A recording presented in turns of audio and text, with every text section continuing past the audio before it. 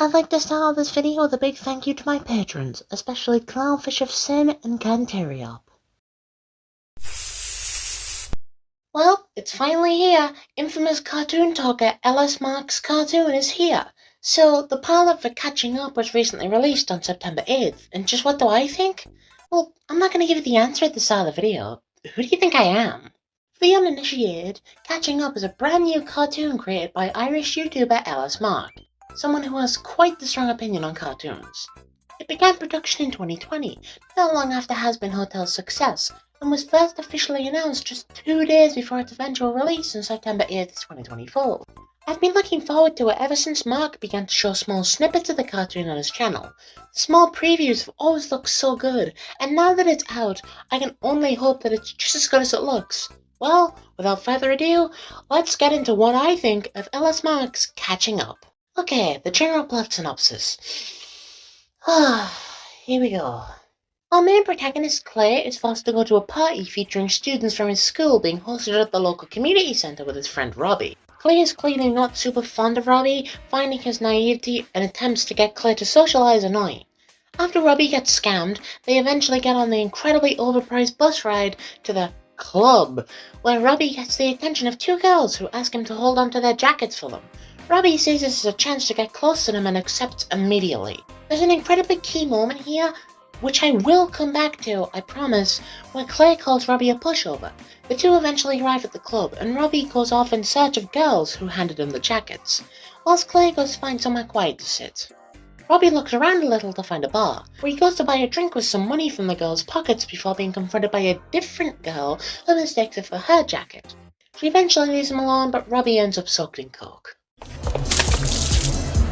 Meanwhile, Clay attempts to interact with other people there, but ends up just making a fool of himself, so he tries to find a nice quiet place to sit down. Unfortunately for him, the only place to sit is opposite a girl. He sits down and has a really cringeworthy interaction that can only be properly understood by me playing the clip.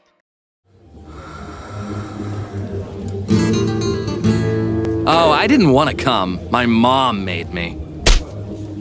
I mean, what a bitch, right? I'm gonna go. Have fun.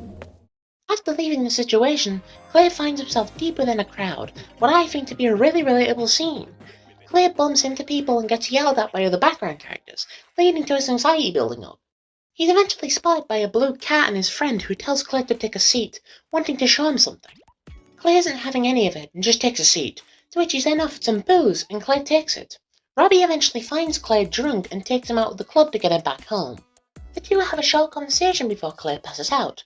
Robbie then sees the 2 girls from before, to which Clay encourages Robbie to go talk to them. He does, and attempts to hand them their jackets back. Unfortunately, the 2 just plan to use him as a coat rack for the rest of the night. Clay hears Robbie being ridiculed and gets up and confronts the 2 girls. They argue briefly before Robbie gets upset and interrupts both of them, and tosses the jackets on the floor, upsetting the girls. The 2 then walk away having a brief chat. Robbie and Clay have a sweet make-up at the end, with Clay appreciating the thought of Robbie trying to spend some time with him, someone who he considers a friend. The episode ends with Clay tricking Robbie into drinking out the bottle of liquor he had previously drank out of, Clay walking and laughing as Robbie throws up in the trash can. And that's the plot of Catching Up's pilot. It's a brilliant exploration of teenagers being brought into the real world a little more. It's a coming-of-age show, something Mark has made clear he's really interested in. As someone who's just finished that part of my life, it's a fantastic example of what it's actually like to grow up and go to these sorts of parties because it's what society expects. Anywho, let's start with the first thing you'll notice about the show: visuals. I think the show has an incredibly charming and appealing visual style. The line art and colouring here are fantastic, and the animation is shockingly good. It might just be that I've been watching too much Family Guy lately, but the animation is fantastic. Look, they even do the Fairly Odd Parents hand thingy. Every subtle movement, twitch and detail make the animation feel very fluid and bouncy, which complements the superb visual style very nicely. Compared to most modern animation, there's a significantly greater focus on movement and animation, with great care taken to make every movement and gesture fluid, expressive and unique, which results in some really impressive sequences, though it does unfortunately result in some corners being cut in other areas. Not only are background characters literally grayscale cardboard cutouts in some shots, certain scenes almost appear to be done by a different team or artist with a different style, usually identified by thicker line art or less advanced animation. Now, normally I wouldn't bring any of these up because these are just basic animation techniques, but I think they're worth mentioning here because of the contrast and lack of subtlety compared to other cartoons. It's really hard to see this scene and then immediately notice that the background characters are literally static sketches, or that Clay in this scene is just a sprite being dragged up and down in a static background, especially when it's immediately followed by a genuinely really smooth sequence. Now, this is obviously a budgetary issue, especially with the budget going into the excellent cast, more on them later, but it would feel odd if I didn't at least point this out. And whilst we're discussing visuals, let's talk character design, in that I'm not huge on it. I must start this section by saying I am no character designer.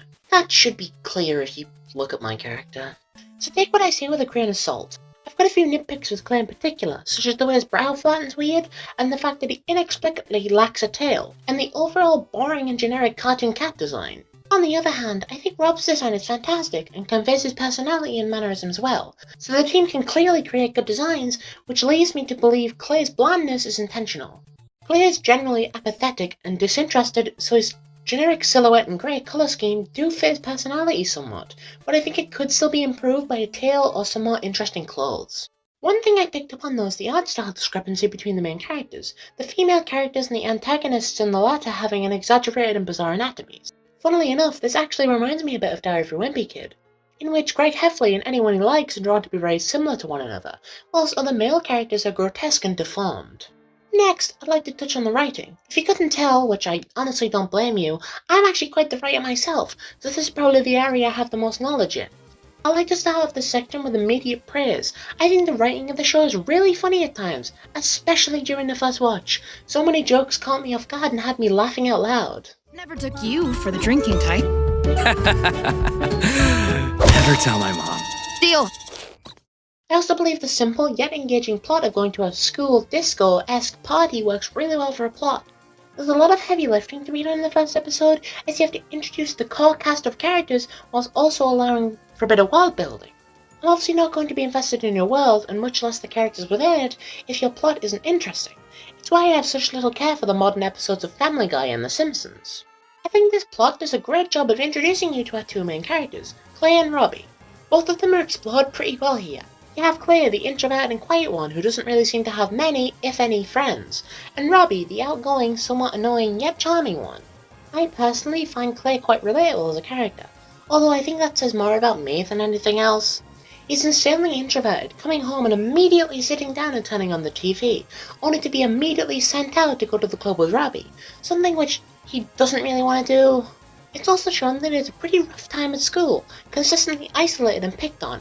It makes me feel kind of bad for Clay, actually. He's an asshole, but he's a justified asshole. It doesn't really feel like he's being a prick just for the sake of it.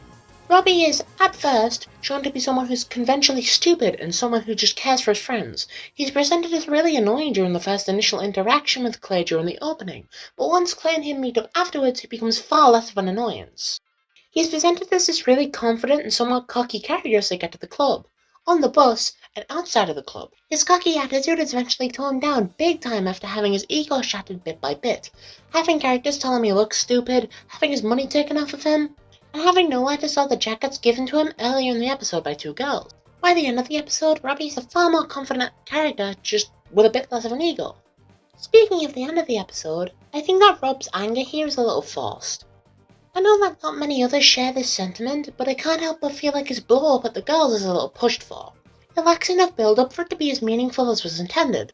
It does still feel cathartic for him to stand up for himself though, since he'd been made fun of all night long, but it's just weird to me that this is what makes him break.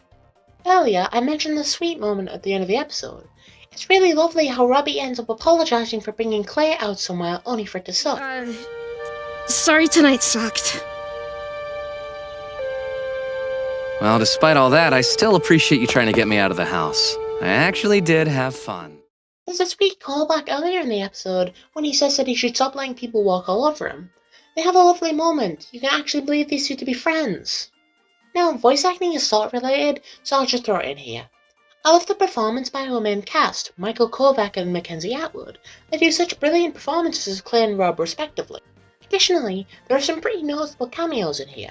Kellen Goff, a man of many voices, most well known to me for his many performances across the Five Nights at Freddy's series. I know Senor Pillow, most well known for Spooky Month, acts as the crazy cat character from the drinking scene. Zach Hadel, most famously known for being Charlie in Smiling Friends, he's in there too. And Michael Kovac himself, obviously really famous for being the literal voice of indie animation at this point. Murder Drones, Has-Been Hotel, the Mission Digital Circus, and now catching up.